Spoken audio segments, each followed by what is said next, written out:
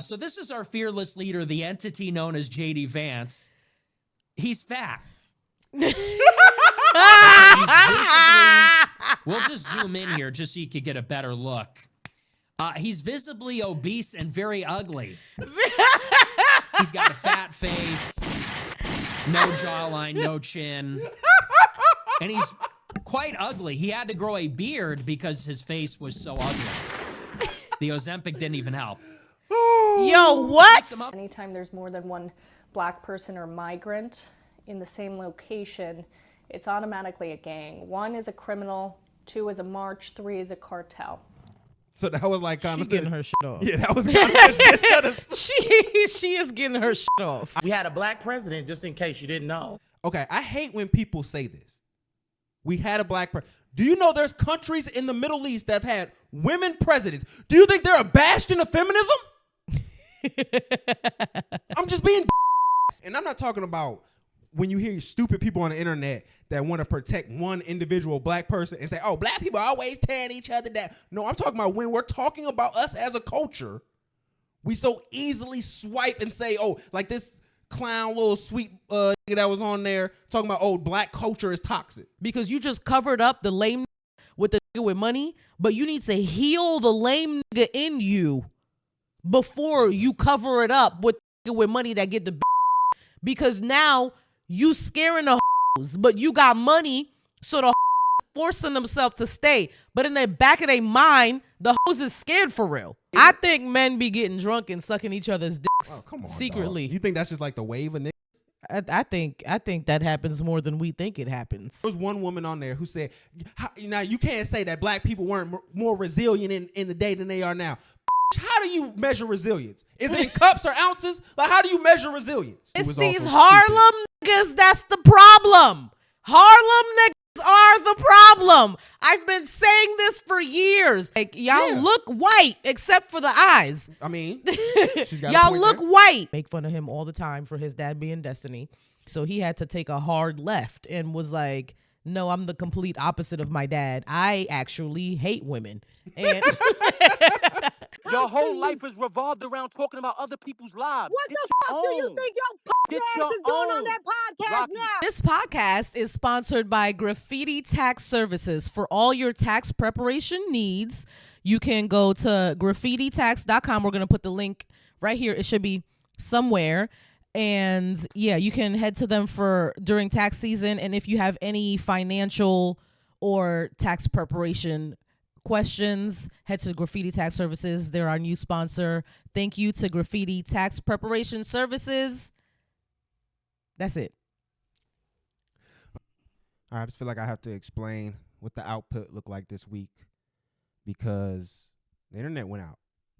Like, very, very inconvenienced. Inconvenienced the whole house. Monday, AT&T. I'm calling you out, yeah. Went out. I'm literally working. And the internet just go out. I'm talking to myself now. I'm pissed off. The problem is the summer of love. You know what the summer of love is? You got to wake it up for me.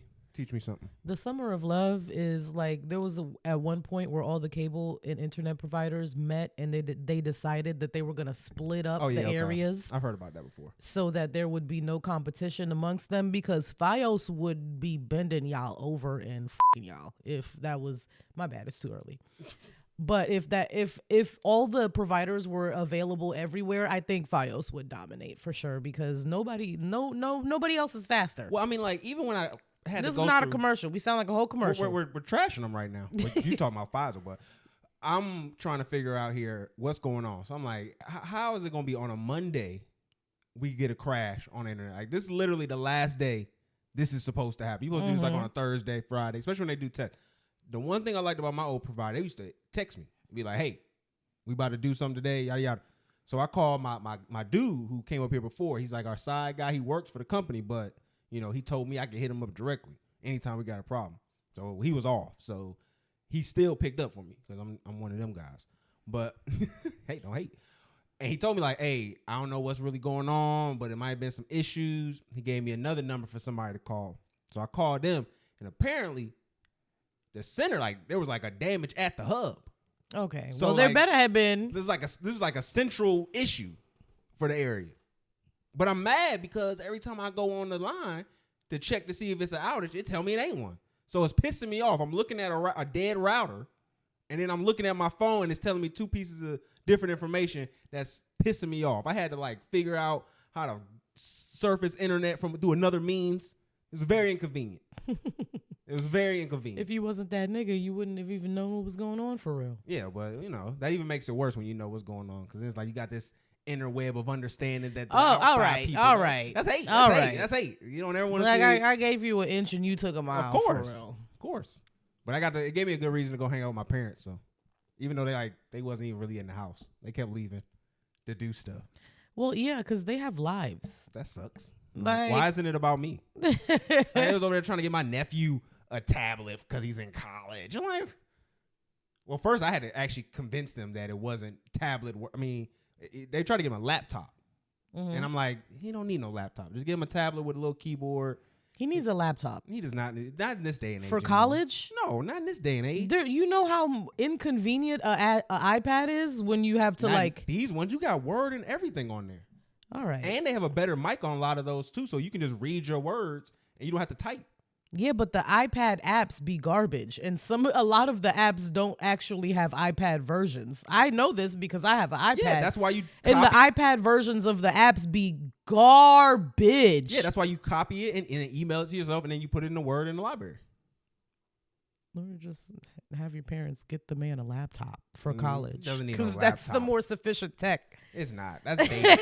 That's honestly dated tech. Because especially he's not even like he's on campus. This nigga saying laptops are dated, like they aren't being advanced at the same level that iPads are. What he's doing now in school, he needs something compact, something he can just carry on. He don't need no. Grandpa, laptops are also compact. They're not as compact as MacBook iPad. Airs that are like even thinner than iPads. And it's way more utility. Like he's not doing no crazy software What's his major? Program.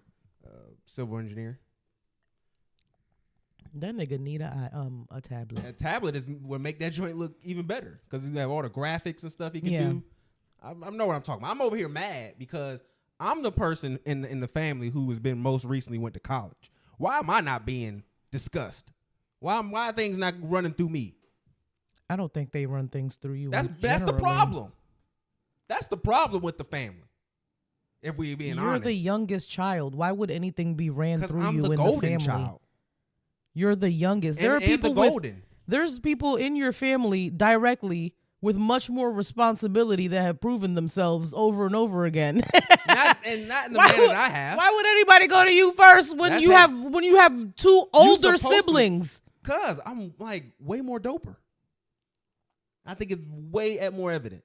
All right, you are now listening to Talk FNF TV. I'm your host, Absurd Rhetoric, and I'm with my lovely and amazing and gorgeous co-host, Miss Farrah. Hi guys. She losing her step, man. You seen that? She getting tired. She being overworked. I'm running a slave ship over here. And I was outside last weekend. I haven't really had rest. Lost her phone again. That was what we should have talked about. That's not. I mean, I thought losing my phone would be boring, but Wi-Fi going out was even more boring. I let you take the lead, and you fucking airballed it. Damn. That's how you feel? I felt like I made that interesting. You're a hater, yo.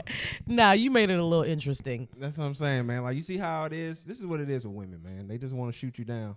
I lost my phone. We had to go pick it up at a restaurant, at a random pizza place. The man tells us his name is Marco. He didn't even tell us. He couldn't even really tell us because he couldn't speak English. No, in the thing, his name is Marco. We pull up. We looking for Marco. Zoom in. Showed them the picture. They're like, there's no Marco there's nobody by the name of Marco that works here. We don't know this man at all. It was like a white guy that was in the picture who we was looking for. A fat white man. So we standing outside. Like a small Vance. Mexican man comes out. I'm like, excuse me? I don't even know what Marco looks like. I was in that back of that Uber tow up. So was my friend. Neither of us know what he looked like. So he comes out and then he does Google Translate. He's like, your phone is in my car. I'm gonna go grab it. And I was like, thank God. Thank you, Marco, or whatever your name is. I don't care what your name is. I don't think he wants us to know what his name is. The Hispanic Uber driver. The miscellaneous Hispanic Uber driver. Shout outs to you. All right, man. So we got to get into some stuff. One of my ops that I love to bring up, Elon Musk, man, it's really bad for him. His baby mama didn't start a podcast. Yeah, you're too rich to have your baby mom talking this much, honestly. Hold on, But that be happening. That do be happening. with her right here. She's pissed though. Like, and again, I want to apologize because I shouldn't have called him. I shouldn't have called her Elon Musk baby mama. I should use the term that she likes to use, which is non-committal fluid breeding vessel.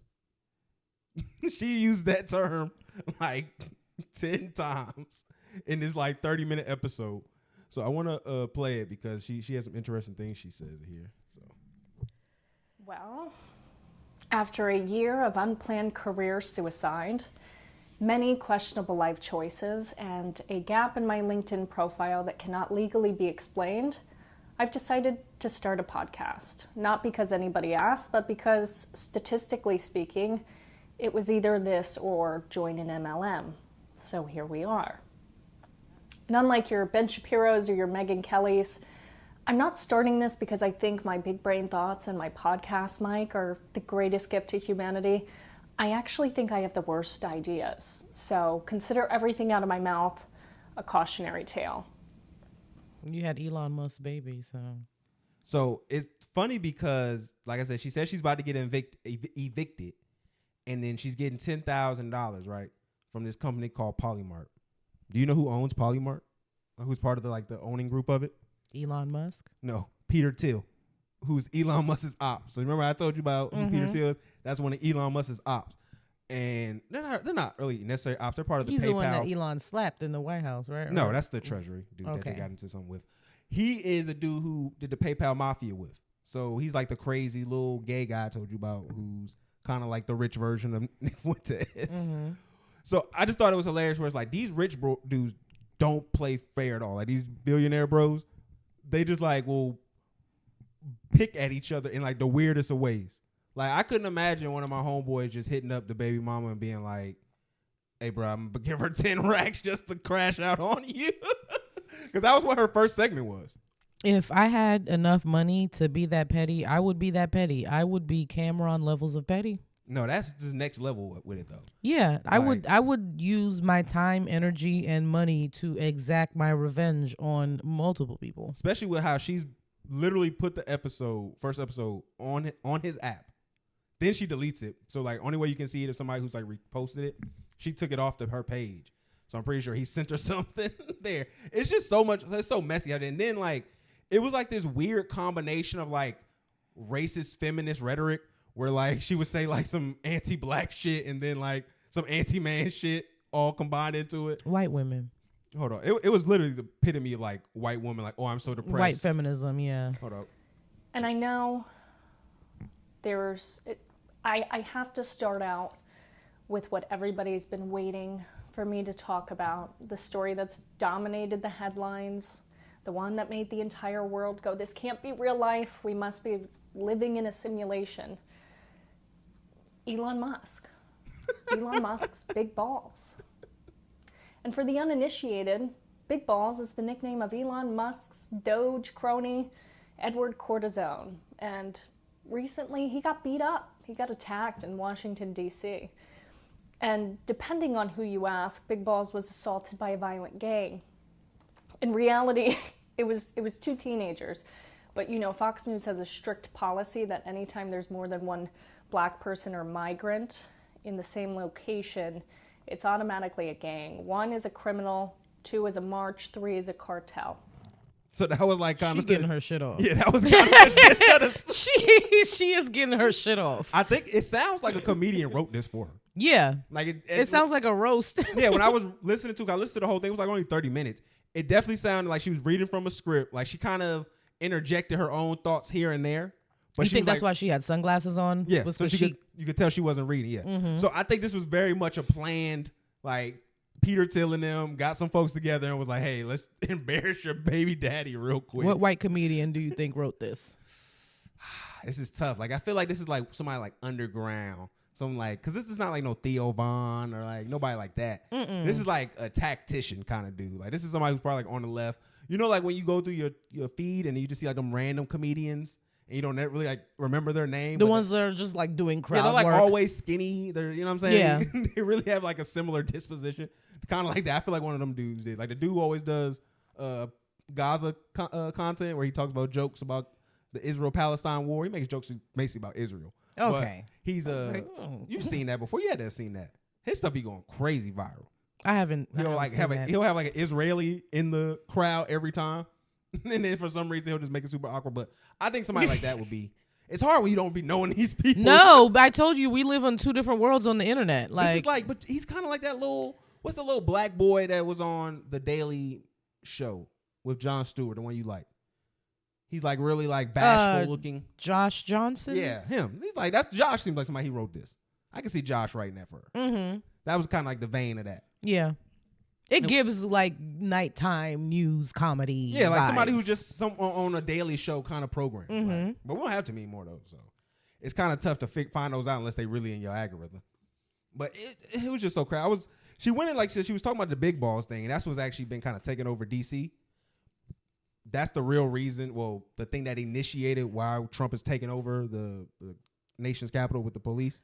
I think it's really in the crazy. National Guard. Everything. It's so insane. I actually talked because y'all know I'm from there. I actually talked to my brother about this. What did he say? So I asked him about what his thoughts was, and he said actually the night before I talked to him, he said that he was out and about. I think he said he was with one of his daughters, and the authorities were by him. They said something to him. He said next thing you know, he turned around. He was surrounded by officers. For what reason? Nothing. They called out to him. He didn't listen. He didn't hear them, so he didn't just kept doing what he was doing. And they took it as, oh, you not listening to a command. And he said they all surrounded him. So I'm asking him, like, we discussing it, but he's talking about this like it's a good thing. Like he's happy this is happening. Why? We're gonna. Is there a lot of crime in DC? Do the people in DC like? There's a lot of crime in regards to, like I said, the big balls thing that she was talking about. He got carjacked, and that's what kind of sparked that. And there's been a lot of carjackings. I have a friend that lives in DC who deals with her car getting broken into and like makes jokes about stuff like that. So I get that part. Yeah, so Atlanta has the same problem. Like even when my brother and I were talking about it, he like broke down this one story where he said he was across the street and he saw a dude call a locksmith. The locksmith came in, opened the car up, and apparently the car that he opened up wasn't the correct car, and the guys were able to get the car going and steal it with the basically essentially implicating the locksmith in it. But as I was talking to my brother, I was just trying to, that locksmith knew what he was doing. I mean, I don't know about that, but this is my brother. They cut him. He said they didn't pay him off or anything. They just sped off with the car as soon as he opened it up for him. Well, my brother and I were talking about it, and he was like, yeah, that's why the officers are needed, man. There's all this stuff going on. To myself thinking, and I kind of asked him, like, how is the police would have stopped that? The police wouldn't have been able to stop that at all. The police just would have shot at the car. They wouldn't have stopped it because there was nothing going on. Nobody knew a law was being broken until it was broken. Until they were speeding off. Yeah, like this idea that adding police to any environment is going to make it better is just, it doesn't make any sense to me. I don't get why people think it's going to work. It's just this idea, and like I said, we're going to talk about it a little bit more when we get into what happened with Amanda Seals and the 20v1 that she did. But like, it's just really comfortable for us to like shit on our own, like even more than the past than it has been. Yeah, it's really disheartening when people fall for the propaganda. Mm-hmm. No, it seems like it's easier for them to fall victim more and more. And I think that would probably be like a theme of this show, honestly, today, just because of some of the stuff that we're going to be talking about. But we can get off of that. It wasn't too much more regarding that. I just think that when these billionaire bros start beefing, they just ain't playing fair. Do you think she's going to have a second episode, or do you think it's just a one and done? She deleted the episodes. I don't think that. It's not like on YouTube or anything? Not that I found. When I went to her cease and desist. Honestly, because I literally went to her page to see it, and I couldn't find it anywhere. I had to go search her name, find other people who did a quote tweet of it, and then it still lived on there. So even when you clicked on it, it would say nothing to see here. So you couldn't comment on it. You couldn't quote tweet it or like it or anything. Mm-hmm. You just could watch it again. So it was still on there that way. So I don't know if there's like a deleting portion that happens when you do videos that takes some time. But I'm glad I was able to watch it because I didn't know she was going to delete it that fast. I think she deleted it, like I said, the same day. But the rest of it, she really didn't get into much else. Like I said, she was just into the white whining, white girl whining. That's all it really was. Mm-hmm. All right. Okay, so since we're going to talk about, we already brought her up. Let's get into the Amanda Seals, the 20v1 that she went on. So I know we've already talked about like Jubilee before and like kind of like our general stance on it. So I don't want to rehash that because I don't think anything from this argument or this debate that they had changed any of that. No, I think both of us have the same opinion on just the structure itself. Yeah, like I kind of just reinforced it, what we kind of thought about it. It did, generally. yes. And I'm just not going to be, shameless about it. Amanda Seals content does good for us. So, I mean, we're going to talk about it. Yeah, we're going to talk about it. We're going to continue to talk about it. So it was interesting, though. So. I mean, it was enlightening. It brings to light the main like takeaway I had from it. It just brings to light a really sad truth that I think is not even just bleeding over from black conservatism, but just in like the way we discuss blackness as a whole, especially when we see ourselves like having some sort of like upward mobility. And it's like this outward hate of black people. Like there's no other way that you can wrap your mind around it. It's just outward hate of I hate black people. I think that in mass, black people are less than. I just think I'm better than them for whatever reason. I think that's the main thing. When I have that conversation with a lot of people, that's what the gist that I get from them is that they're holding up this idea of blackness because it makes them feel like they're better. That they're one of the Negro. Yeah. Yeah. And I think that to this day, a lot of people are still living with that principle and idea. And like I said, it's to me, it's close to me. So I see it amongst people a lot in regards to that conversation. It is. I'm just being dead ass. And it's insane to me. Shade. I'm just saying. I see it. It's insane behavior. It is, though. And like even when we did an interview with Chill, he said something similar to that, where he was talking about niggas and stuff like that. Whereas like we don't realize how common we make tearing down us to each other. We don't even think about how easy it is in regards to, and I'm not talking about when you hear stupid people on the internet that want to protect one individual black person and say, oh, black people are always tearing each other down. No, I'm talking about when we're talking about us as a culture, we so easily swipe and say, oh, like this clown little sweet nigga that was on there talking about, oh, black culture is toxic. Like, no. You can't make black culture a monolith like that. Like, it's insane. He thinks that black culture is just like trap music. He was like, everything they produced. That's so hateful. Without even considering the fact that we don't even fund the things we produce. That's what I'm saying. Like, their arguments were so terrible. They all started from a horrible place. But I'm going to play this one. This is the one that... All of them, like, actually ignored nuance actively. Well, that's what you have to do for conservatism, honestly. Yeah. All right, hold on. Let me play this one right here. This is with the fact I think he's gay, conservative, which is always hilarious to me, where it's like you fat, black, and ugly and gay, and you know those are all the things conservatives hate. Yeah, they wouldn't fuck with you, not one of the intersectional ways. Who fought against slavery to have to pay for people that had slaves. One, from my understanding, you are more interested in preserving the fairness of those who didn't have slaves than the fairness of those who are the descendants of slaves. That is priority to you than finding a fair way to accommodate those who have been the descendant of slaves. Well, our ancestors wasn't asking for handouts. They were asking for equal opportunity. That's what we call a red herring. And we have equal opportunity in this country. We had a black president, just in case you didn't know. Okay, I hate when people say this. We had a black president. Do you know there's countries in the Middle East that have had women presidents? Do you think they're a bastion of feminism? I'm just being dead ass. That's what people usually do. Like when you're like not winning an argument, you gotta just take the left lane, make a quick right turn just so you can avoid the fact that you just got ate up. But sometimes it's completely okay to be like, you know what, let me take that back. I didn't know what I was talking about. You're right. Oh no, they can't do that. Conservatives have almost learned a playbook where that doesn't allow for that. You can't concede. And I think that's why a lot of these arguments like aren't structural at all, and they're not helping in any way because people are just like dancing around, like trying not to be proven wrong.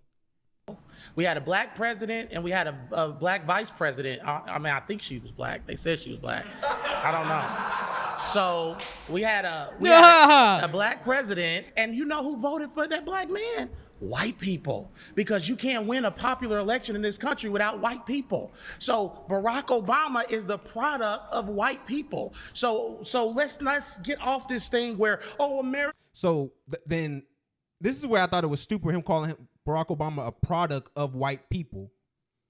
So then it makes sense why they're comfortable voting for him. He's not someone who's going to step out of line. Mm-hmm. They know that they've conditioned him and that he is in a belief in a way that will maintain the structure. He felt safe for them. And that's like literally what you're saying here. So that doesn't mean I'm okay with blackness. I'm okay with a form of a black person that I can control. That also has absolutely nothing to do with slavery and excusing slave owners versus, like, what was the initial argument in the first place? It morphed into so many different things. Yeah, that's what it's frustrating to listen to at some point. No, it definitely was. Because, again, like you said, their discussion of the topic was reparations.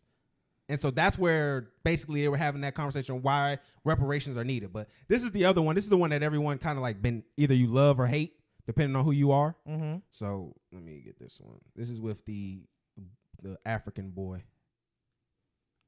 You can give everyone here like a $50,000 check, especially people that are in the streets who are committing violent crimes consistently. A $50,000 check, it's not going to fix anything. It's not going to increase the median household income in the next 10 years by 10% or 20%. For example, we have the Chinese Exclusion Act of 1882. We prevented Chinese people from getting citizenship and even entering the country. We discriminated against them and basically put them under apartheid, even here in the United States. Yet they have the highest median household income. How is that possible? How come they don't complain and feel entitled consistently to beg for reparations and beg for this when they are killing each other 90% of the time, which is the rate that black people kill each other, according to the FBI? Oh, young Matt. Yet white people are the oppressors. I'm not sure where your education came from, but they lied to you. Stats don't lie, though. Statistics lie all the time. So let's start there. Okay, so this is what I want to discuss too, just a little bit, where he said that stats don't lie. If you don't understand the stats and you don't actually put them in perspective, then yes, the stats will tell a story if you allow it. So I had this conversation, I remember back on Spaces a while too, where this guy kept regurgitating FBI talking points. So this is what you have to understand if you listen to FBI talking points. You have to come to one or two consensus.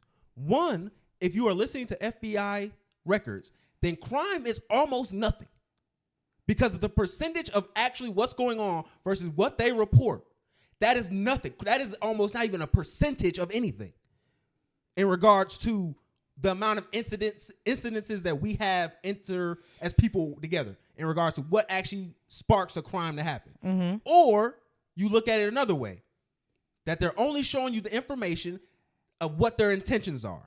What I mean by that is that they're looking for black bodies when they are the offenders or alleged offenders, and they are looking more intently when the victim is a white person.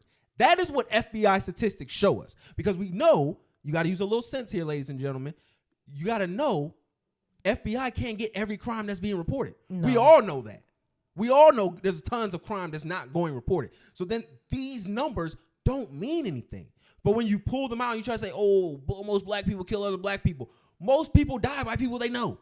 You mostly die by people that surround you. They're just crimes of like proximity. Asian people kill Asian people. White people kill white people. Black people be killing black people because we be living together. And if you look at it in regards to social economic classes, generally most of the people all act within the same range in regards to potential violence and things of that nature.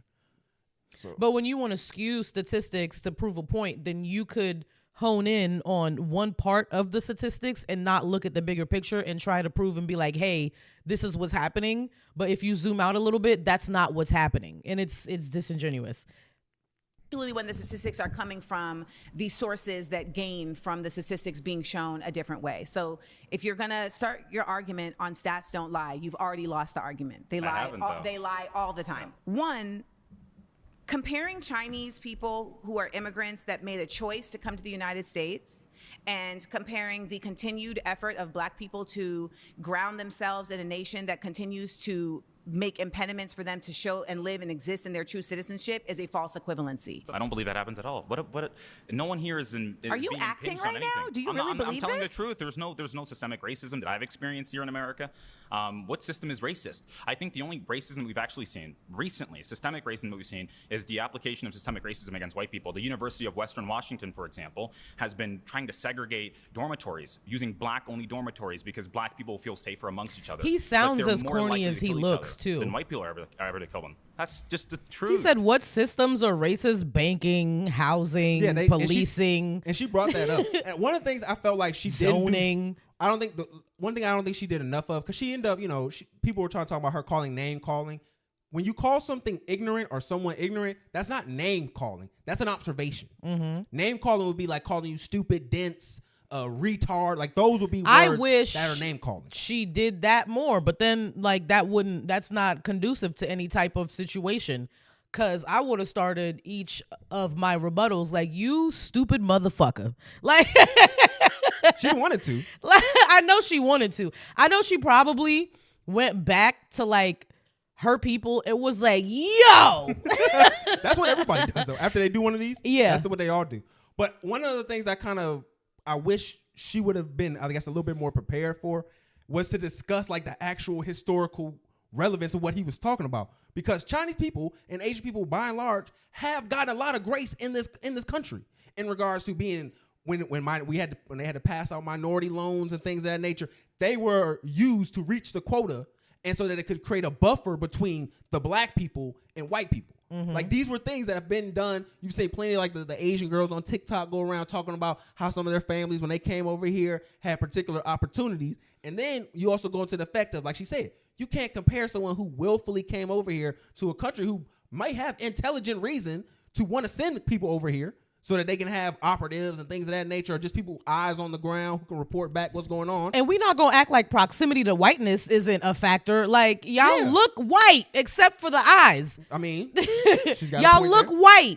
Y'all are way more acceptable to them than the rest of us are. And then also a lot of Asian people, like as far as how they feel, like they've accepted the love for the proximity to the whiteness. Yeah.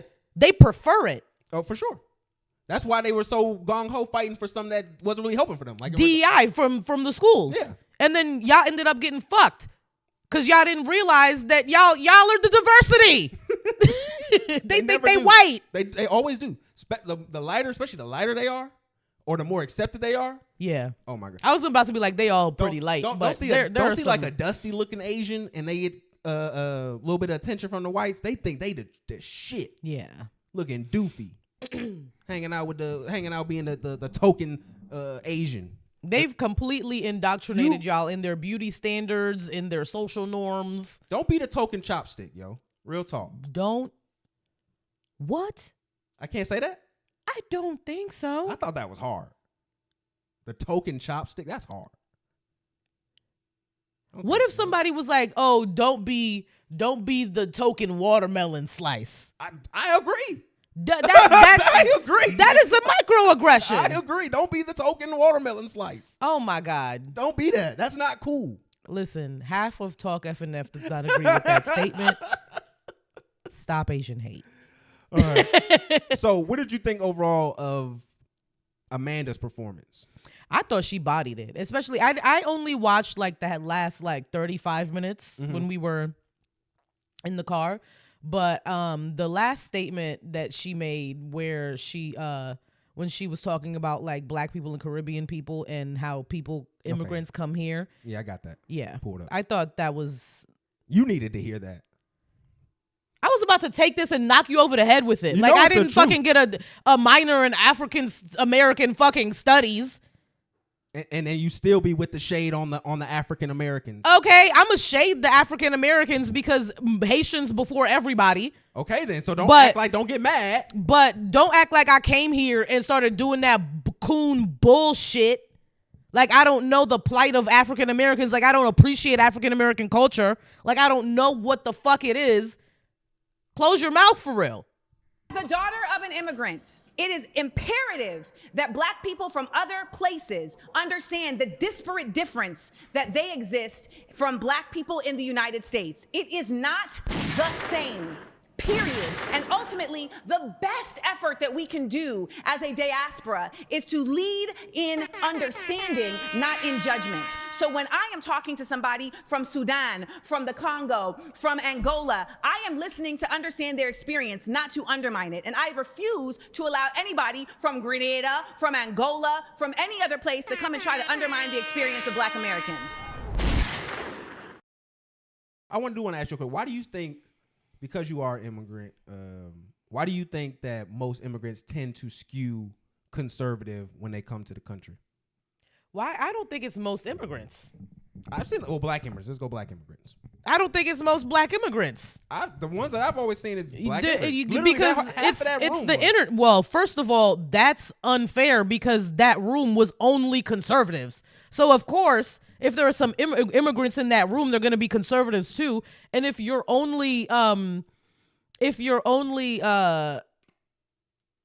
what's interaction with most immigrants is on the internet, and of course that's what you're going to see. I live in New York where most immigrants are liberal. I've lived out here in the South, and where I've met the most immigrants here generally are the ones that don't skew right. I've never met more right-wing African Americans until I moved here too. So I don't think that's fair. I think Southern people are usually a little bit more conservative leaning, and then people in the North, East, West are usually a little bit more liberal. I don't think it's fair. Not just about to shit on immigrants and be like, oh, they're this and they're that when you don't actually have. How is that shit on immigrants? But because I think right-wing people are stupid. Well, I think you're shitting on immigrants. If you're saying, you don't think immigrants have a high duty to religion, and personal code, and that generally is what gets people pulled over to the right. I'm not saying that it's a 50-50 thing, but even when you look at statistics, like I'm just saying, I didn't like how you said most. So take that away. Okay. Why do you think some? Why do you think some skew right then? Okay. Especially when they come from countries that have been like heavily authoritarian and whatnot. I think religion has a lot to do with it.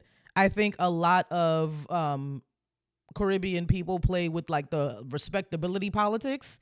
And I think that hip hop culture shocks a lot of them. I think that they also have like this like kind of like. That's a little hypocrisy too, because y'all have some wild music too. Not all of the Caribbean countries. Not all of our hip hop music is. Okay, so whatever. So the ones from the places that are a little bit more conservative can think that. Mm-hmm. Damn, I forgot what I was gonna say. I think it's also like kind of like our culture is better than yours type of like we think we're better than you. Yeah, elitism, 100%. See, and do you think that comes from the fact that maybe they had like more autonomy in their country where they came from? Yeah, we came like from where there's only us. Because you got to think about it, like. Even when you said how you told me where you grew up, like y'all had people who worked in y'all house and cleaned up around y'all house and stuff like that. Yeah, and they were also black. Yeah, so I mean that was neither here nor. I'm just talking about like the class of people that have to be to even think about immigrating to another country and like where you have to be financially on that totem pole. Like I think the reason why we see a lot of them skew right is because generally capital found them a little bit easier than their counterparts. And so when they come here and we talk about this capitalism, free game, free market, everybody has a quote unquote chance, which they really don't. They fall for that hook, line, and sinker, thinking that it's their ability to opportunity. Sometimes it's that, and sometimes it's just they had the bigger balls than the people back home. Like in my situation for my family, it wasn't because my parents were better off financially. It's because my parents had the bigger balls. Like they took the chance. My dad came here with a journalism degree and had to wash dishes for years before me and my mom were even able to come here. So he came here, held it down for 7 years, and then sent for me and my mom, him and my uncle. So like it was, you have to have a network of people that are already here to help you a little bit. It helps if you already have family that's here. But if you don't, then it's either finances or big ass balls. Another reason why I say that too, because like I remember having this experience with this guy. He was Cuban when I was living out in Texas. And he was telling me that he was like really anti-Castro or whatever. And I was realizing like as just talking to him, because I had talked to other people who were blacker Cubans, and they had more positive things to say about Castro. And I realized it was like, it's not necessarily that the oppression was like this ruthless leader he was. It was like, nah, he told your grandpa and them niggas they had to come up off the farm and they was pissed. So it wasn't like y'all was actually being put into poverty. Y'all just weren't allowed to live in excess the way that y'all were. And y'all took that as a slap in the face, like y'all deserve better. Because like, and that's the people who were doing. in poverty probably have a completely different view. Yeah, because they were like, yo, I'm not a slave anymore. Yeah. like I can actually eat every day. So that's why I just think that it's interesting seeing how a large portion of that room were what do we call tethers, because they was there living in there, which you could believe to be black people spewing anti-black rhetoric. But I do want to just finish up with one part of this where we go, and it's just like this idea that the conservatives think they are like these individuals who live in reality when they quite literally, and they think that we're the ones that are indoctrinated in some propaganda. And like when they quite literally, every word that they spew, like there was one woman on there who said, now you can't say that black people weren't more resilient in the day than they are now. Bitch, how do you measure resilience? Is it in cups or ounces? Like, how do you measure resilience? How are you able to do that? So clearly you're the one living in a deja vu world where resilience is $2 a gallon. Like, I'm just trying to figure out, like, how can y'all say this when y'all have to be the one that brings up all the fake stuff that happens? I have this conversation with some of my conservative friends in regards to, like, the information they'll process and receive is nowhere near the outcome and the result that they process out. I'm like, where does your brain get this information? None of this was there. Everything that you just said didn't happen. So a lot of them were just making things up out of emotion, which is my problem with a lot of conservative people too. They just be emotional. And it's just did too, though.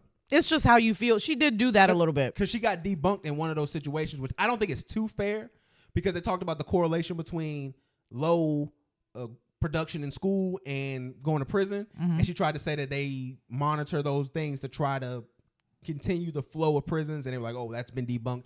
They're never going to tell us that. Like, no one's ever going to tell us that. And if they do tell us that, no one's going to believe the person who tells us that. So, and I don't know if they monitor them, but I think they know that there's going to be some prisoners that come out of these low-income schools that we give absolutely no resources to. Like, it's just bound to fucking happen. They've seen it over and over again. Like, if you don't give them opportunity, they can't know the law, and then you can just you don't have to watch the system that you set up to fail already. You know it's going to do what it does. Yeah, it's been doing it for decades. Yeah. Centuries now. So that's why I wish that she would have been more fact-based in her debate, just because I know as a woman, they're going to try to tear you down and be like, oh, could you being emotional? When like that's all they are going to do the entire time. Like, they're the biggest snowflakes in the world. I think it's hard when you're having a back and forth with somebody. There is a little bit of like emotion involved in it. And then also like, you can't stop someone at each point they're making to make your point. Like, that's not how it was going. And she didn't have like a pen and paper to write down to be like, and then when you said this, and this, like it, she did the best she could, I think. Yeah, no, I mean, I'm not too upset with her. I'm not going to like tear her up and be like, oh, you are trash, you dumb bitch. Like, I'm not about to do any of that. No, Amanda's always been smart. But no, she held it down. I just know what they're going to do and what kind of talking points. But to be fair, this is a good way to determine something, right? Especially between Amanda, like, and that fat black gay dude. Amanda ain't said nothing online. He been online begging, trying to act like he been coping so hard, trying to get people to be on. Why y'all so mean, and why y'all all this name calling and all this other stuff. I'm like, yo, I thought the conservatives were the tough guys. I thought y'all had the cojones. Y'all got all of these fruity boys out here trying to mess up the brand name. He probably got his aunts and uncles calling him. Oh, they don't love him. He come on, he got kicked out the house a long time calling ago. him all types of Maggots. slurs. He got kicked out the house a long time ago. I know a nigga who had to sleep on at 15 outside. A maggot. Bleep that. You said it so low, probably didn't pick it up. Nah, still bleep it. But this, again, black conservative is what happens when you mix your politics with God. That's just what happens, yo. And you end up like Lamar Jackson, retweeting Charlie Kirk.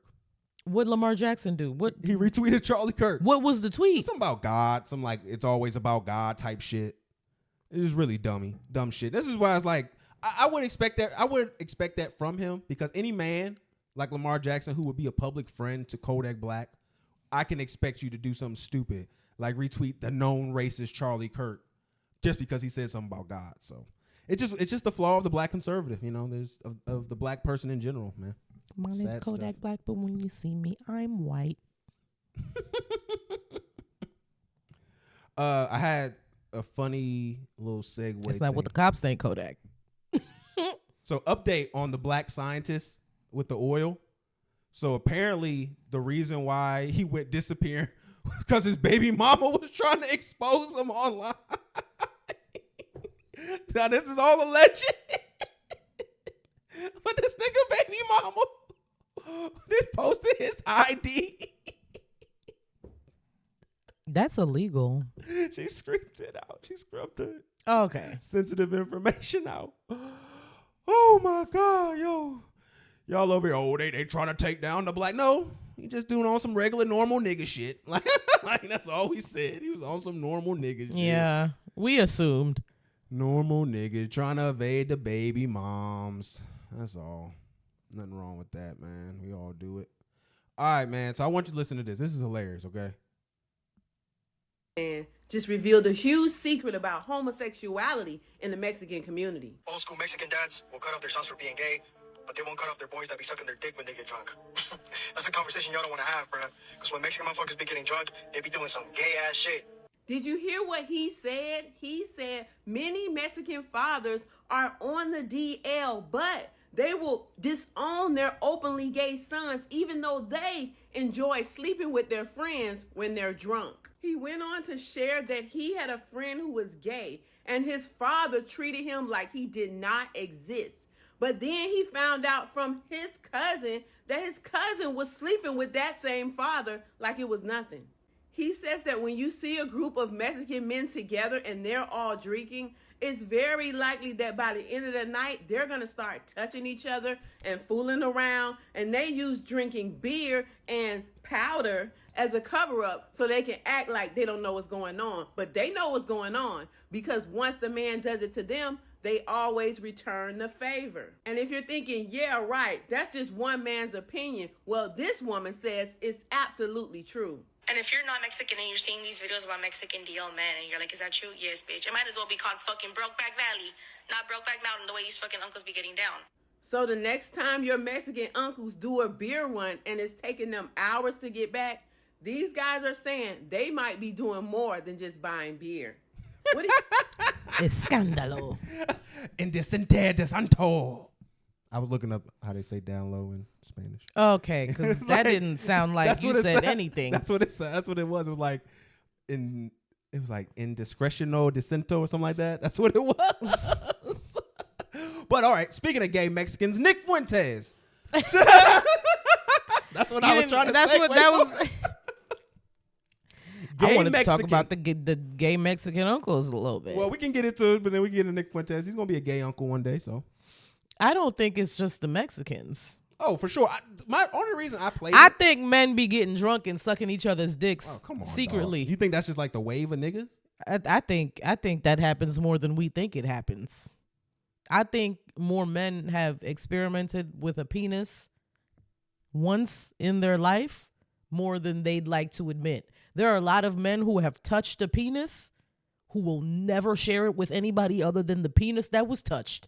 They wouldn't even share it with them. They would just don't even talk about it again. After that. Yeah. Like if they're real with it. Yeah. But that's insane. Don't be just putting dick touching on niggas just cause y'all be flicking beans and shit off at like 12-year-old sleepovers. That's crazy. That's what all the stories I always hear about. Like sucking a nipple maybe, but that's not crazy either. No, that's less crazy than flicking beans. Well, my thing is this. We always hear about like black I was DL. doing it at the sleepovers. Where was I? Y'all wasn't inviting me to the bean flicking sleepovers? No. Girl, y'all could have invited me to the bean flicking sleepover. I swear to God. You would have told. No, I wouldn't have. But no, I just think like for some reason like Black DL always gets like the shine. But like no, all y'all niggas be gay, young.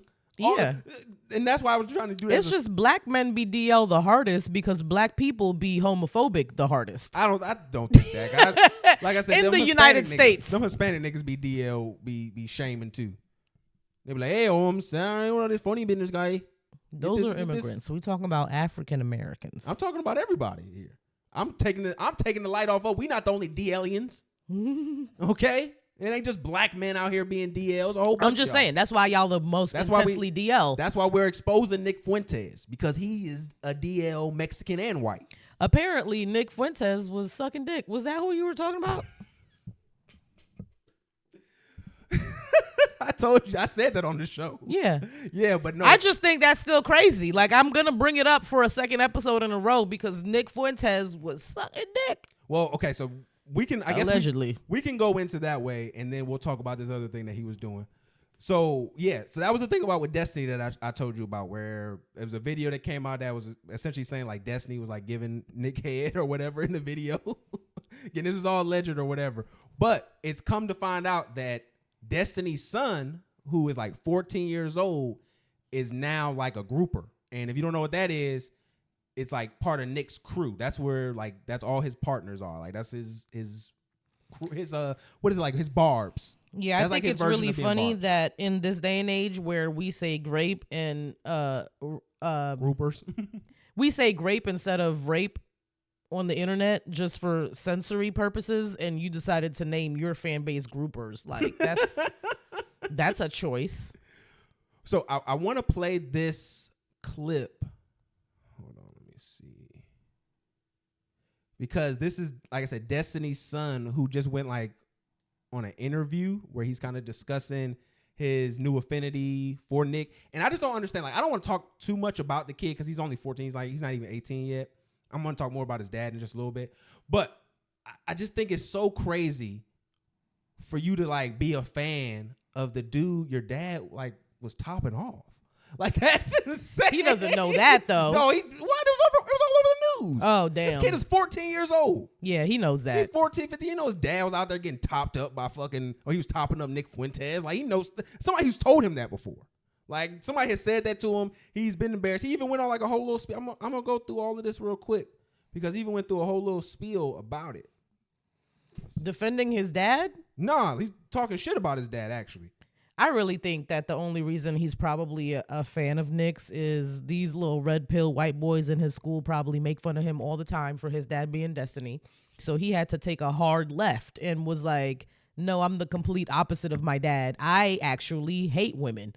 And you know? But his dad has been kind of looked like as a doof on the internet as well. Like the fact that the way that, remember, he was having an open relationship with one of his wives and she was like getting nailed by other dudes and all that stuff. Like, you're going to look like a lame. Like, I can kind of imagine why your son would grow up and be like, I don't want to be like you. Was that his mom, the open relationship woman? I don't think that was his mom because he's been married. Destiny's been married twice. Okay. So hold on, I'm going to play the interview that he did. He sat down with Tyson Hockley.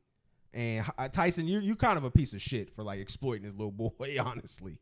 You've been saying that you're a groiper now. What is it like? What is the main thing that made you decide to become a groiper? Like, was there a certain thing that made you decide to join the movement?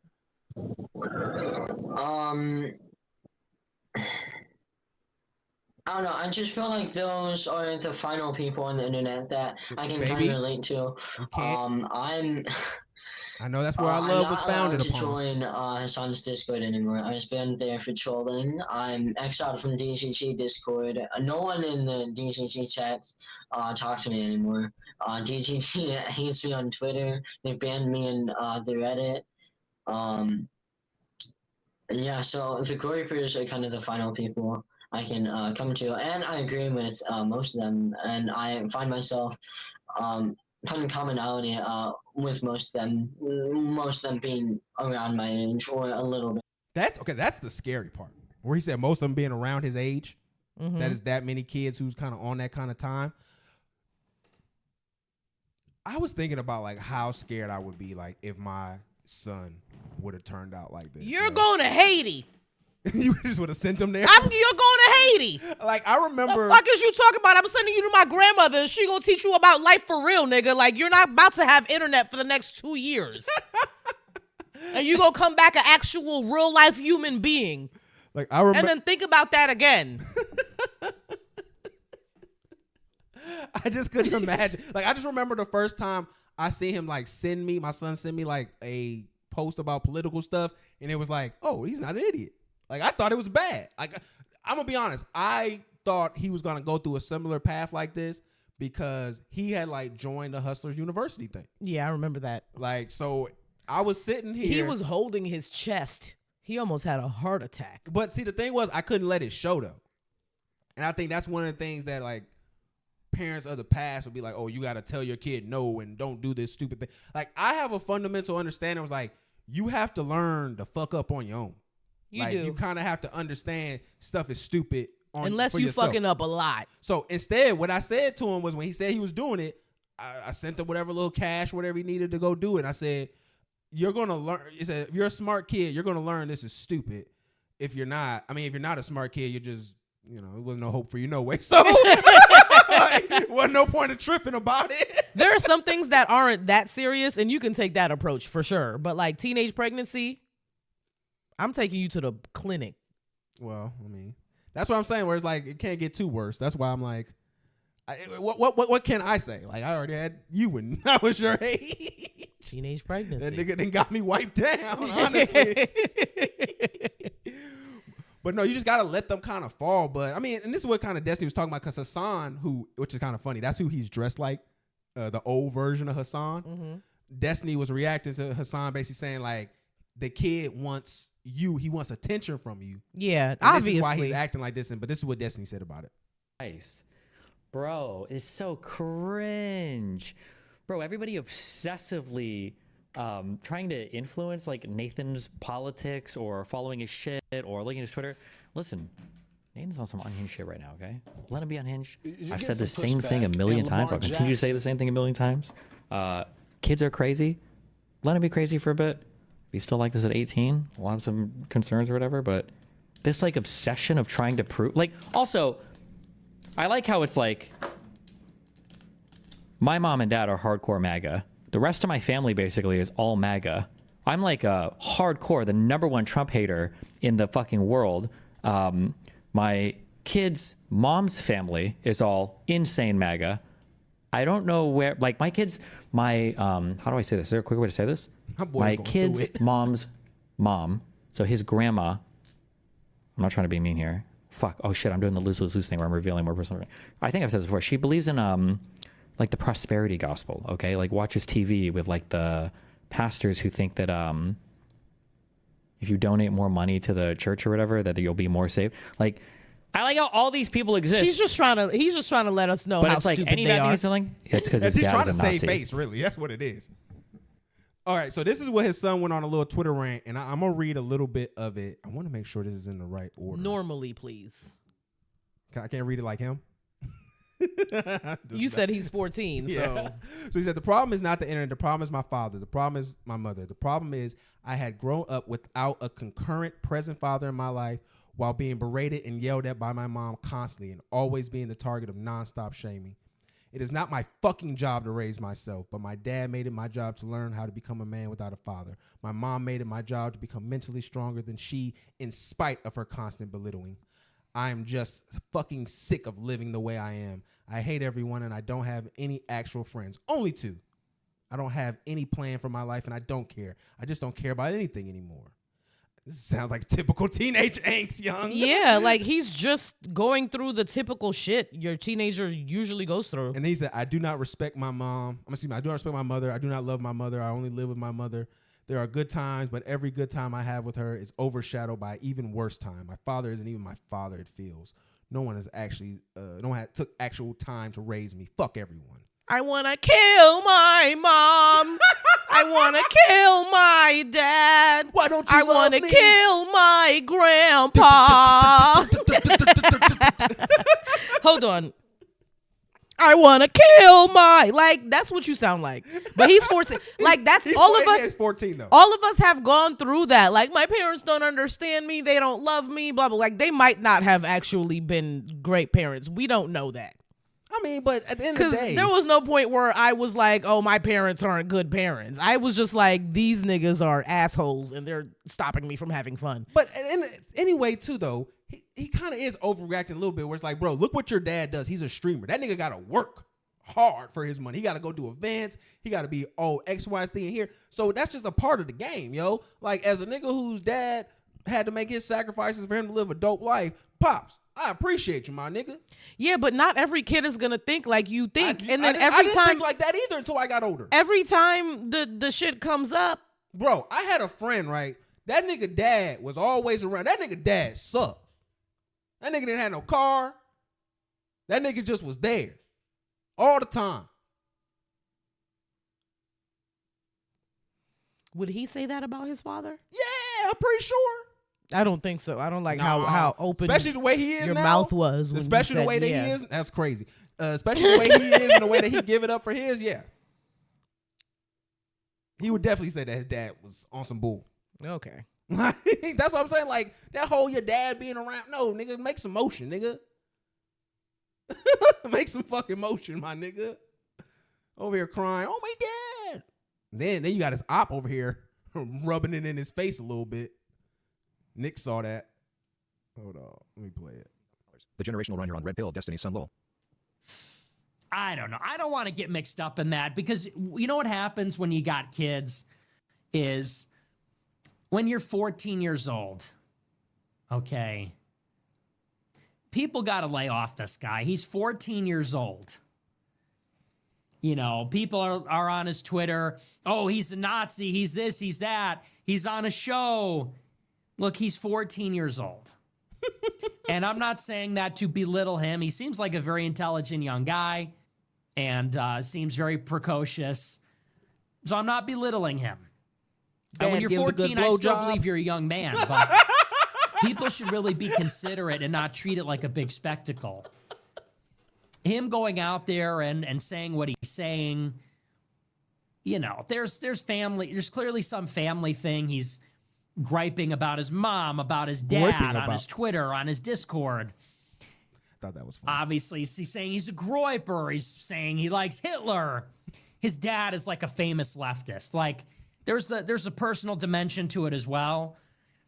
So, you just got to wonder what is best for him as a young man. Nick, y'all, you're so wonderful, Nick. Look how much he cares. You can tell he didn't really want to go in. No, because that's a child. Well, I don't think he wanted to go on a child, but like that could have been a great time to shit on his dad. Yeah, like your son. Look at that! I got your dick in my mouth and your son. I had my dick in your mouth and your son. Okay, I'm glad you. I cleaned it up. Yeah, that's what he said to him. That would have been crazy. That's what I would have said. I would have been on that time too. Even if I didn't want to believe, let other people know I did that. Put my kids in your mouth and then took your kid. Yeah, crazy, nigga. What you doing? Then he was over here beating his dick off to Gavin Newsom last week. Did you see that? Excuse me? Nick, oh my goodness. Nick Fuentes. Like, actually? No, he wasn't, but he was reacting to a video. So now basically, because of how he's been slighted by Peter Thiel and JD Vance and all these guys, he's kind of gone on the attack, and now he's been promoting Gavin Newsom. So let me play this little clip of it. I swear, during this video, that's who they're saying like is gonna be like the next president. Yeah, remember when we talked about that? That was who I said. Yeah.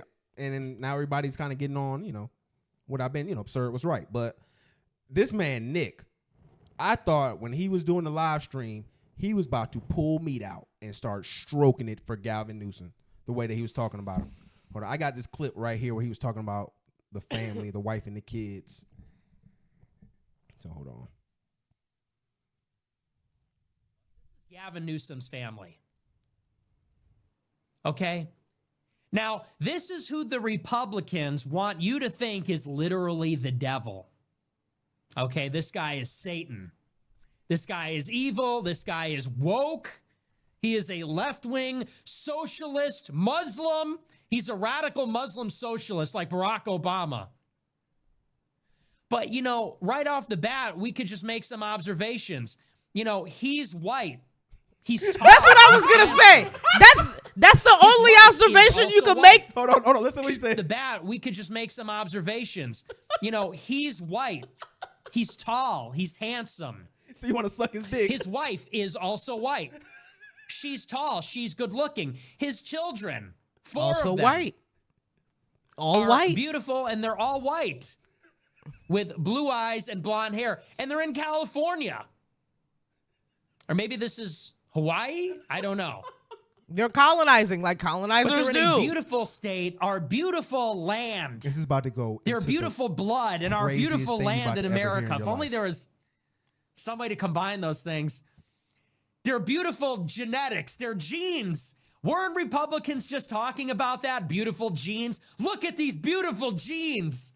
Look at these beautiful genes on display. And look at our beautiful land. And look at the beautiful landscape, our beautiful soil. That's all not American for us. soil. That's Hawaii. This beautiful virgin soil separated That's stolen from the land. world Yeah. by the oceans that we control. This is And about those to be beautiful crazy. genes that This conquered and flip that he's tamed about it. to do. It's really a sight to behold. This is our enemy, they say. Now, here's the other image. This is our fearless leader, the entity known as J.D. Vance. The entity known as J.D. Hamill. He's about to be like, Since he's the white, last, but his wife isn't. Operating system update is now J.D. Vance. This is his family. Now, let's make some observations here. So this is our fearless leader, the entity known as J.D. Vance. He's fat. He's we'll just zoom in here just so you could get a better look. He's visibly obese and very ugly.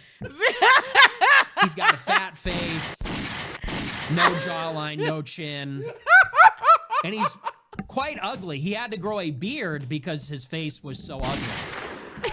The Ozempic didn't even help. Yo, what? Make some other observations.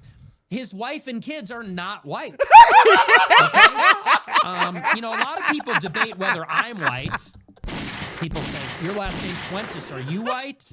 Oh, my God. Well, maybe I am. Maybe I'm not. Oh, I know my this God. is definitely not white. He said it. Brown I look skin, like I'm black white. hair, Hindic phenotype. This is an Indian Oh, my woman, as a God. matter of fact. She is from the subcontinent of India. Her parents are Indian. They're actually from India. She's first generation. Wow. The kids, like the wife, are also visibly Indian. Not okay? white. They're even dressed like Indians. They don't just look like it genetically. Their clothes are also They're Indian. culturally, how dare they They've got culturally the, also be Indian? Fine black hair going on, or I guess that's more like a thick black hair. They have a brown complexion, brown eyes. The other one God, does as yo, well. he over is here. hilarious. And they're Right? even That's why I feel bad. He's my favorite white supremacist. Yeah, I get why you say that. He said, look at them. They are white. I thought he was going to say something with a little bit more nuance to it. No, nothing about He Nick said, nuance. He said, these are whites. And then he said, some people say I'm not white. But Who these knows? kids- but these kids, not Definitely white. not. What did he say? Phenotype? Hindic phenotype? Oh my goodness. That nigga is sick. Yo. Wow. That nigga gotta be stopped. Yo. Nah, I like my racism loud and funny, like Nick Fuentes. Oh my goodness. And then so he essentially turned this whole movement into now the whole internet's basically drooling over Gavin Newsom so far. To the point where like he's kind of even like interacted with these guys. They've been putting up pictures of like Galvin when he was in high school, the next to pictures when JD Vance was in high school. You know, JD Vance like fucking Bobby Hill. Yeah, yo, he literally looks like Bobby Hill with black hair. Yeah, he's just like Bobby Hill. Yeah. And you see he likes brown women like Bobby too. He's just basically fucking Bobby Hill without a father. And then he's fucking I got a picture of Galvin. He's talking about, I missed the scarf. He got a Burberry scarf on. Talking about I missed that scarf. Flexing. Him and his internet team then went full Trump. Where basically like they've been doing funny memes and like putting a patch over his ear like he got shot. What the Democrats need to do for the next cycle is to plant seeds of beef between all of the right wing like streamers and like not politicians, journalists and stuff like that, like plant seeds of beef, because obviously their morals are not founded in what they actually believe. It's what gets them the most clicks. So now that Nick is on the outside, I think he's gonna do a full probably flip.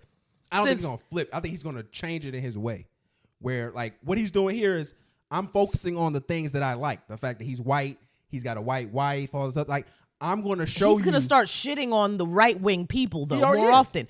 Okay, so if he just keeps on doing that in hordes, plant seeds of beef so that other people keep turning against each other, and now we just getting civil war amongst the right while the left finally hopefully gets their fucking shit together to provide us with a cohesive plan to move forward. That's what I'm down for. Let's bring them down internally. Yes. Let's make them fight each other. Yes. And then we'll, pick up and clean up that like ashes. they did to the black community. 100%. I'm down with it. And the fathers. But man, Nick is totally insane. But I thought it was very interesting too. I want to just bring this up. There was a report that went out that kind of talked about where his popularity kind of lies with and which group. What group do you think he had the highest popularity White men? with? No. Below 20? No, it wasn't white men. Was it black people? It was black men that he polled the highest with at 10%. White men were 3%. So again, there may have been more white people who actually liked him, but they just didn't report that they did because it was like they were doing like a favorable. But it was actually like the black men who showed 10%. Black men are always disappointing. America, white people, white conservatives, because it really is an issue. I encounter that all the time. People say, oh, a lot of the Groypers are black and brown. It's like, why are white people all like worshiping Israel? You know who's shoring up support for Israel in America? White people. White conservatives, white evangelicals. Same thing with feminism. Shoring up support for like women's bullshit? It's white men. It's white men that are putting up with women the most.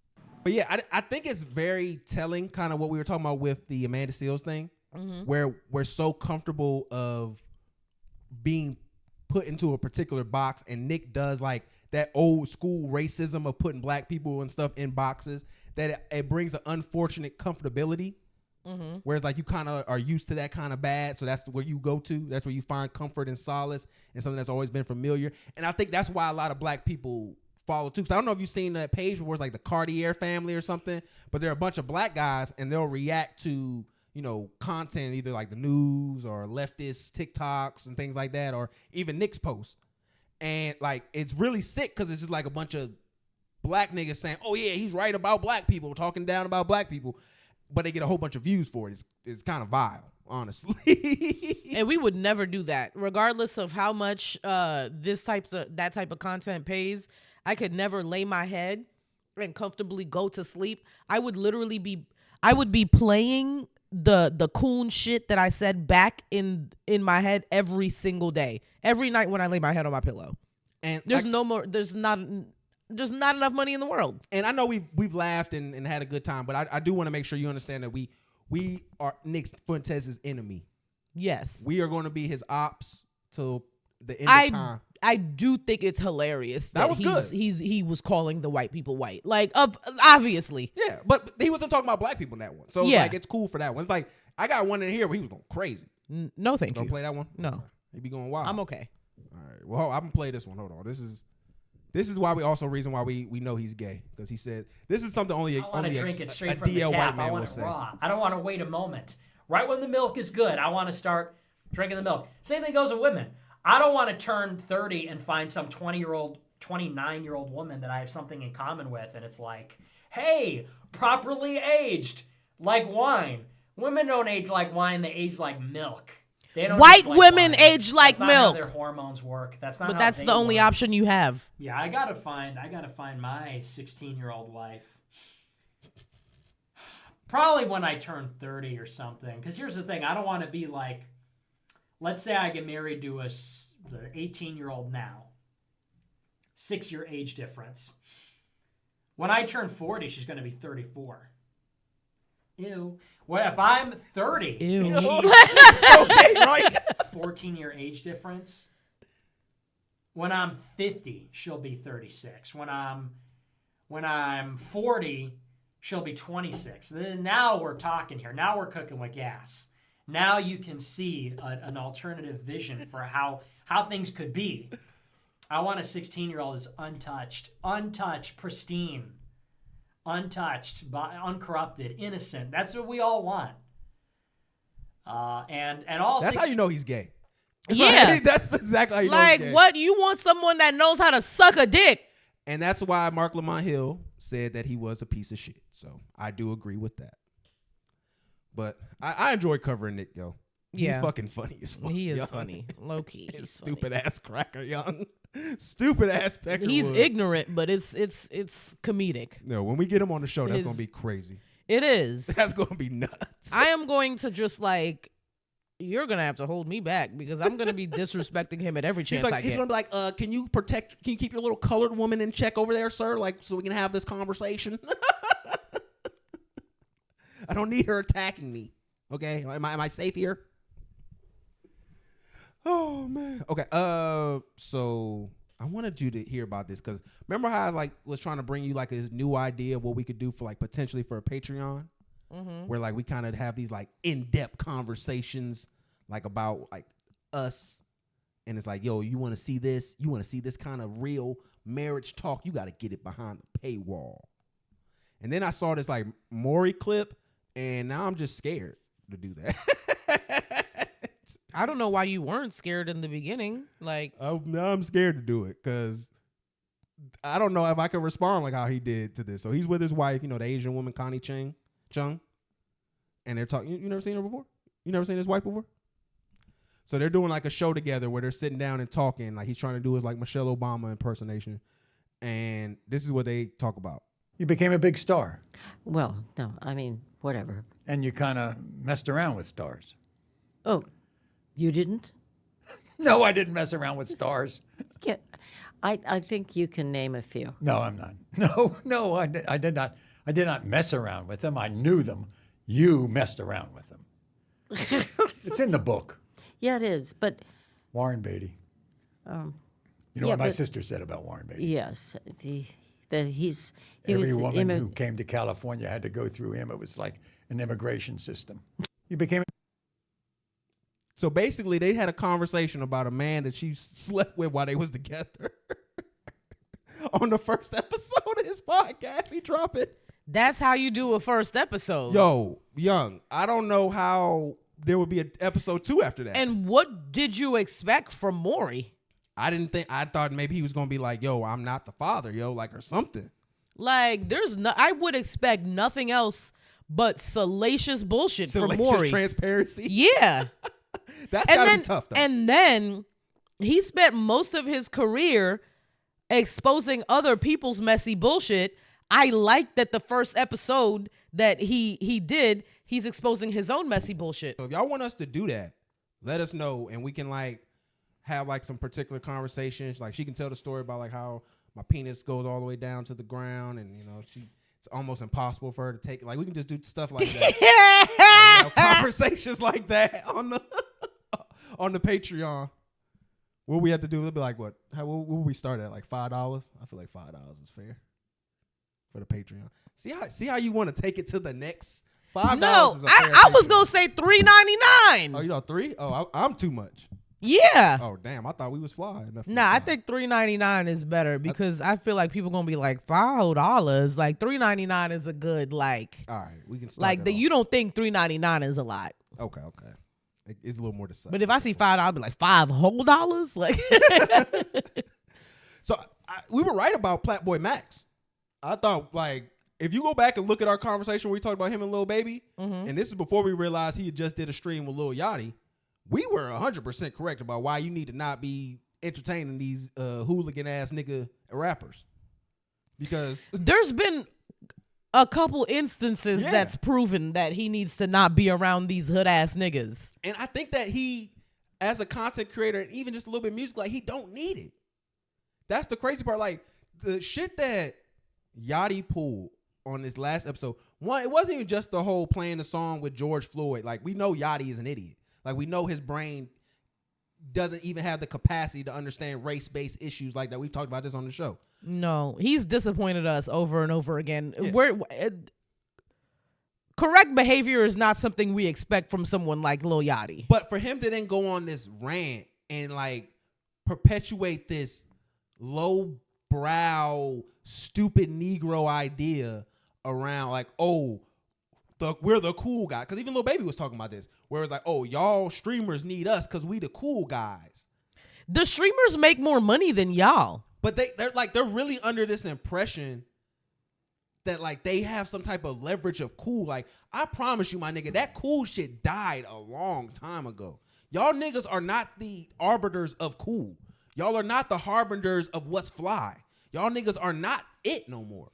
If we being honest. Especially you two niggas, specifically Lil Baby with your fucking upper thigh baddie tattoo, and Lil Yachty with he got the jawline fixed. Fine. He got it chiseled. So I don't know what to say about him. Other than you're a fucking babbling buffoon. And you went under the blade like you a baddie. Okay, both of them is baddies for real. Crazy. Grown man, 30-year-old man, getting cut up like he Drake or somebody. You going underneath the blade, man. That's your man's. Well, I ain't mad about that though. But these niggas think they hard in doing it though. Yeah. That's the crazy. Like, Yachty really thought he was on some. Yachty, you have never been cool. Like, no. when you came out, you were the lame nigga like the lame nigga rapper. Mm-hmm. With the red hair and you were beads. the joke, and you still have been that. Like, the only reason you think you're cool is because Drake gave you a cosign, but you're not. Like, none of these niggas are not like Fabio Foreign. You're like 35 and still read with your finger. Hey, Like, you're not cool. you not really that nigga outside of New York for real. Like, and nobody is checking for Fabio Foreign outside of the 5 fucking boroughs of New York City. And what I've been hearing is niggas ain't really checking for him there either. Not really. He's kind of falling off. Because who's the fat black nigga who's in New York that everyone Chef G? No. The sexy drill nigga. Cash Cobain. That's the New York nigga for real. You think that nigga sexy? I said sexy drill. That's the music he makes. Okay, I was just checking. You need to be more tapped in with like music, like a little bit, like maybe. I've heard of his name before. I just wasn't. Yeah, but you should know that. Drill, like that's what he makes. Like it's like R&B drill. It's like a little thing that he did on his own. Real. I don't listen to street so.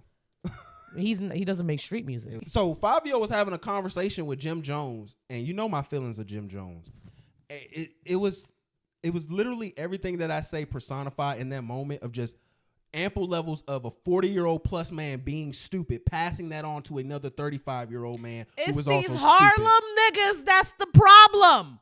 Harlem niggas are the problem. I've been saying this for years. Harlem niggas think the sun rises and sets in the crack of their ass.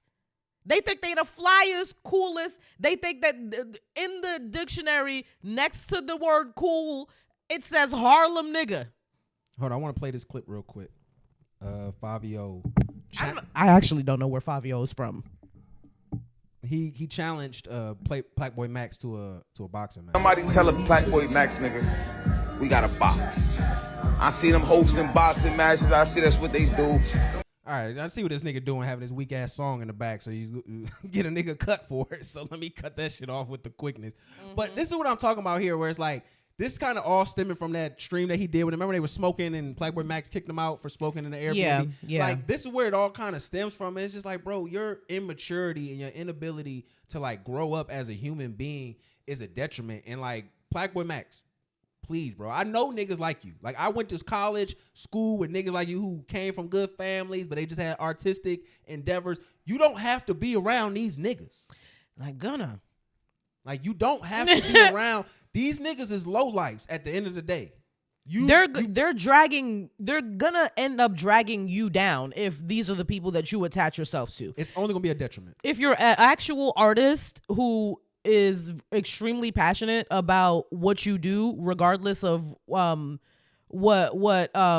music, art, or whatever. Like, regardless of what it is, you cannot attach yourself to people like this. But even like, and you're gonna be fine on your own with your talent. But I do feel like Yachty kind of falls into that category of people, what you're saying too. That nigga is corny. And what happens is when you're ugly your entire life, and then you get a little money, it flips, and then it's a ego switch, and it's too inflated. And I feel like Yachty needs to go do some ayahuasca, have an ego death of some sort, come back and realize that you were ugly.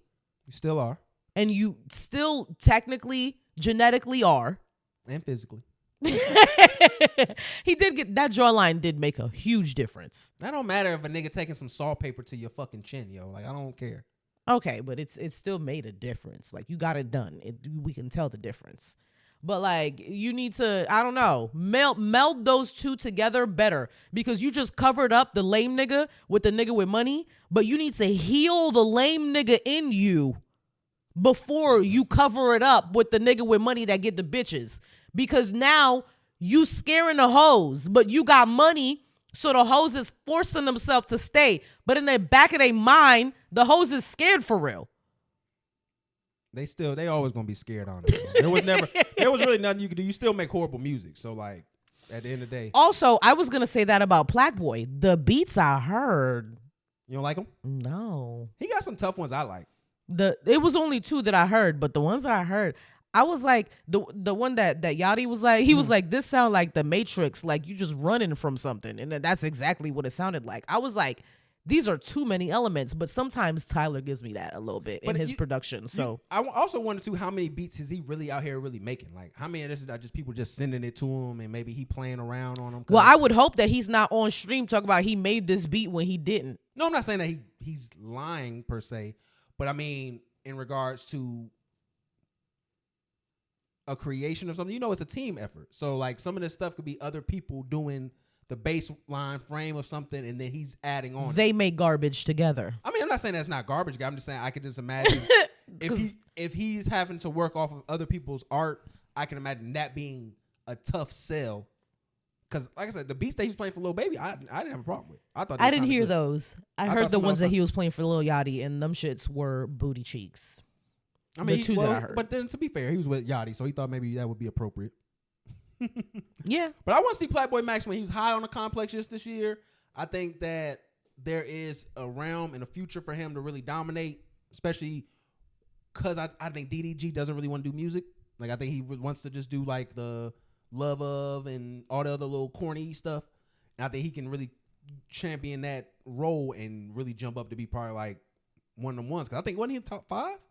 If I'm not mistaken. I don't pay attention to the XXL. It was not double. It was complex. Oh, the streamer list. Well, the content, the hip hop media list. Yeah, I think he was in the top 5. Yeah, he was up. He was up in the. I know for sure top 10 at least. Yeah, I know for sure he's top 10. So I want to see him. I thought you were talking about the XXL freshman thing for a second. Nobody cares about that anymore. Nobody gives a fuck about the XXL freshmen anymore, because they're not like the. Pick less, maybe. Pick maybe like 3 a year, like 3 actual like talented musicians that are up and coming that people should pay attention to. Because I remember I used to go on the XXL freshman playlist back in like when I was in like high school, and then I would actually go listen to the artists that I didn't know in their music, because there would be a lot of artists that I liked, that I admired, that were up and coming, that would end up on that list, and I'd be like, oh, okay, let me listen to whoever else is on here because I like these 3. But now it's like, who are these people? All right. Before we wrap up, Microsoft put a list out of 40 jobs, the top 40 jobs with the highest chance of being removed due to AI. Ooh, let's do just rattle off the top 15 real quick. I was just going through all of them because it's not that many. It's only 40. So it's not that many. That's a word. It wasn't like I'm reading sentences. I'm not a dumbass. All right, interpreters, translators, historians, passenger. So if you hear your job, take a shot. Passenger attendant, sales representative service, writers and authors, customer service representative, CNC tool programmer, telephone operator, ticket agents and travel clerks, broadcast announcers and radio DJs. Oh, us. Broadcast announcers? And radio DJs, brokerage clerks, farm and home management educators, telemarketers, consigliors, political scientists, news analysis reporters, journalists, mathematicians, technical writers, proof readers, copymakers, hosts and hostesses, editors, business teachers, post-secondary, public relations specialists, demonstrator and product promoters, advertising sales agents, new account clerks, statistical assistants, counter and rental clerks, data scientists, personal financial advisors, archivists, economic teachers, post-secondary, web developers, management analysis, geographers, models. Models is crazy. Market research. This list, that's why I didn't want you to go through the whole thing, because I don't think that's even like plausible. Yeah, it is. To replace models? Yeah, I just make a figure. They literally can make a piece of a person, and you just put the new clothing on them. Yes, but not on the fucking runway. They don't. It's not a runway model. It's just talking about a model that you would need when you're selling something. Okay. And then market research analysis, public safety, telecommunications, switchboard operators, library science teachers, and post-secondary. So, I mean, yeah, everything they told us to go to school for 15, 20 years ago is about to be out the door. So, yeah. I told everybody beforehand, we need to be acquiring legislation that assures that everyday people get a portion of these profits and revenue that these AI companies are getting. If we do not push for that now, the future will be bleak. That's what I got to say. Y'all know the phrase that pays around here on this show here? Absurd was right. So I told y'all niggas about Gavin Newsom. I tell niggas things. Or just legislation that does not let AI take over these jobs in the first place. Maybe that. Well, to me, the only reason I don't push at that is because there is a world where if they can be taken from us. Another one, host. How is AI gonna walk you to your table? Well, they don't need that. They'll just put a little light up and you just follow the light to your table. You know how this gonna be. That's probably in like the Applebee's and stuff, but in the fine dining establishments, like that's gonna be unacceptable. I could definitely in luxury markets, that's gonna be unacceptable. Yeah, sales associates in luxury retail, unacceptable. There's no way AI is gonna replace human beings. It just depends. In some tiers of things. I agree that there is a certain amount of money people will pay to have a visual feeling of servitude over people. Hermes, Chanel, not replacing sales associates with AI.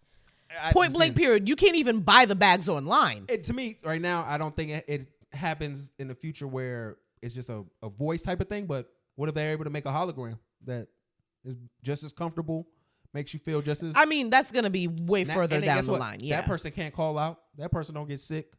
That person don't have a bad day. Because I'm going to call out. So, I mean, that's where it happens. It just depends on... But then, like, are you going to... I don't know. Maybe it has to be a different generation, a different society, because you have to be comfortable with like interacting with this hologram on a regular basis. Like it's your friend. Like you have to let it know what you like. You have to trust its opinion. But baby, people are doing that with ChatGPT. I know, it's just weirder in a store. Mm-hmm. But we said that beforehand. Like just imagine all the stuff now that we're doing now that we would have thought was weird. Doing what we're doing right now was taboo when we was in high school. If we would have bought some cameras and put it on the internet and... When we were in high school, yeah. YouTube was already a thing. I wanted to be a YouTube girly when I was in high school. When we was in high school in 2010. Maybe like elementary school. We'll say elementary school. Then this was like taboo. But when we were in high school, I fully had a camera and I would record myself. It was still people...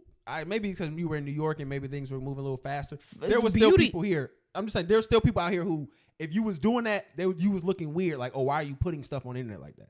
Okay, well, yeah, beauty influencers were a full thing that were already making money by the time I was in high school. So I already wanted to do that. I should have did that. I should have been sat myself in front of a camera since like 2009 for real. But we had like, even then though, it was like vloggers and stuff like that were going on, but it was looked at as still a little bit weird when we was coming up. I don't know if, again, with your group of people, but I just remember just different groups of folks who were just having conversations about it. Even like from folks who were affluent, folks who were at school for, the last little scholarship. It was always like discussions that were around that like that. So, all right, we're gonna wrap it up here. I think we did a pretty good job. Yeah.